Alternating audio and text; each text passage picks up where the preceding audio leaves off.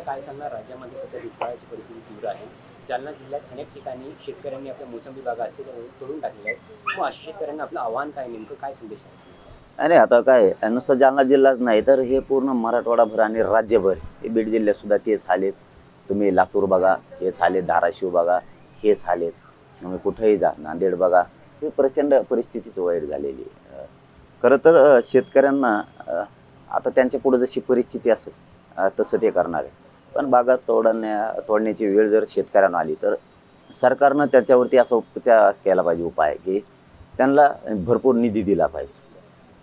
कारण पाण्याशिवाय तर आता पिकं जगणं अवघड आहे. आम्हाला सुद्धा नारायणगडावरचा कार्यक्रम ह्या दुष्काळाच्या सावटामुळेच रद्द करावा लागलेला आहे. एवढी भयानक परिस्थिती भीषण झाली की हे बोलताना खूप गोड लागतं. आता नेते तर खूप भाषणं ठोकी देत, अमुक करू तमुक करू, डोळ्यात देखता शेतकऱ्याचा आत्महत्या व्हायला लागले, बागा कापायला लागले, त्याच्यावर भांडा ना. जातीवाद करायला तर सगळ्यात पुढे आहेत. जाती जाती तेढ निर्माण करून द्यायचा ह्या कुठाने तर सगळ्यात पुढे आहेत. काय करायला पाहिजे शेतकऱ्यांसाठी? ह्या 70 वर्षापासून कोणी असू दे, भाजप असू नये ते काँग्रेस असू, यांनी काहीच केलं नाही. यांनी जर 70 वर्षात एक बेस्ट पॉईंट जर केला असता, एक निवेदन जर त्यांनी केलं असतं की 10 ते 20 हजार हेक्टरला 10 ते 20 हजार हेक्टरला मोठमोठाले तलाव द्यायचे, सगळे शेती राज्यातली ओलिताखाली आणायची, देशातली ओलिताखाली आणायची. हे जर काम केलं, हे साधा पर्याय होता, सोपं. आपलंच पाणी फक्त आपण राज्याने अडवायचं होतं. हे थातुरमातुर नका शिकू आम्हाला. इकडं दगड टाकले, तिकडे शेततळ बांधलं, हे कुठाने केले, आणि हे नद्या आडिल्या, पुढे ते बारकोले नाले आडिले, त्या खोलच काय केल्या आणि काय केलं. तुम्ही कायमस्वरूपीचा उपाय करायला पाहिजे होता. जसं आता गोदापट्टा ग्रीन बेल्ट झालाय जायकवाडीच्या धरणामुळं, तसं यांनी प्रति 10-20 हजार हेक्टरला मोठमोठाले सिंचन असे तलाव म्हणा किंवा मोठाले बंधारे म्हणा, की ज्या 2-2, 3-3 वर्ष साठवणूक पाण्याची राहू शकते, असे करणं आवश्यक होतं. म्हणजे एक पाण्याचा प्रश्न मिटला असता, म्हणजे कर्जबाजारी झाली नसते, याला जोडून आत्महत्या झाली नसती पाण्यामुळे.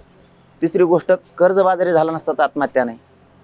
आणि त्यांच्या जी तुम्ही पाणी उपलब्ध करून दिलं राज्यभर देशभर, त्यांच्या पिकाला जर भाव दिला तर हे होत नाही.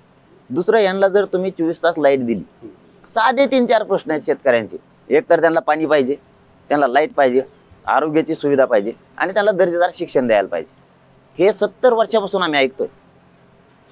दर्जेदार शिक्षण द्यायचं, पाणी करायचं, शेतकऱ्याला लाईट द्यायची, आणि शेतकऱ्याची कर्जमाफी करायची.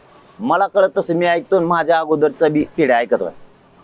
एकदम सोपा पद्धती ती. टप्प्यावर 10-10, 20-20 हजार हेक्टर जमिनीवर किंवा 40 हजार हेक्टर धरा, हेक्टरवर तुम्ही पाण्याची सुविधा करून द्यायची. सगळा ग्रीन बेल्ट होतो. पाणी डोंगरातला असो किंवा सपाटीचा असो, फक्त पाणी बाहेर जाऊ द्यायचं.